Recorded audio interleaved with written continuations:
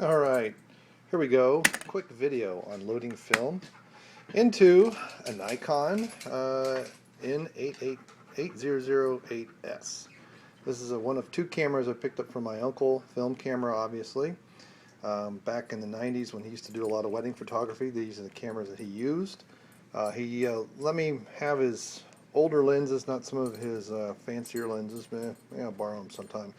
This cap here, that's off of my Nikon D7000, and I'm shooting this with an iPhone, so wonder why I just don't get the better camera out. Anyway, basically loading film one-handed for the most part. At least we're going to try. So here's our 200 ISO, or ASA like we used to say in the old days. Fuji color film. This is print film. This is not slide. Slide is about impossible to find anymore. And so some people are wondering, well, why the digital age, why film? Well, just some of it's just to remember how we used to do things. You know, no picture on the back. You got to get your things right. This camera does have a fully automatic mode. It has fully manual mode. Has shutter priority, aperture priority. I ought to do some information on it. So the layout at the top is very. It's not so much similar as it's familiar if you've used a Nikon digital. Now, back when I did film, I used a Pentax Spotmatic, which was fully manual everything. So anyway, basically on the side here, you pinch these two things together. I'm going to do it with it facing down, and hopefully it works. And I'll have to put the iPhone down, it'll pop up, and you open it wide up. So the film canister goes on this side, and it spools to here. This has an auto feed, so once we get it spooled turned on, it'll go. This also has contacts to read the barcode right there, to tell it what's the ISO setting. Otherwise, in some older cameras, you had to tell it with the ISO.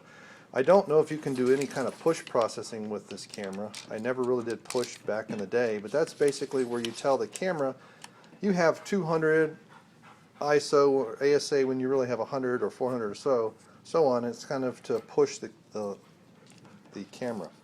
Anyway, push the film. It has to be processed in a special way. So now what we do is we pull it all the way over to this red dot. And you'll see that there's teeth down in here, and that's where it'll grip. And so now we have it to the red dot, and when we close this, and then turn it on, well, it is on. It thinks it's empty. It should load. And there it goes.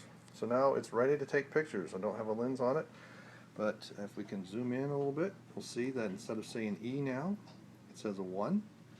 So it has film, and it says it's ready to go. So I didn't realize I left it on.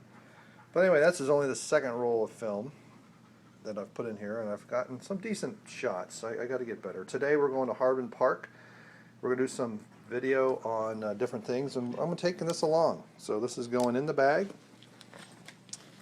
This is the lens that it'll be attached to. I might put my Tamron on it. I don't know. I might try some things. We're going to do some stuff. We're going to do some comparison shots, and we're also going to probably bring the flash. I haven't decided. It really there's no room in the bag with all this other junk, but well, we'll see. All right, everybody. There's loading film in a Nikon film camera. Something many modern photographers have never done because they've done all digital. And so it's a little retro, a little nostalgic, and let's rock.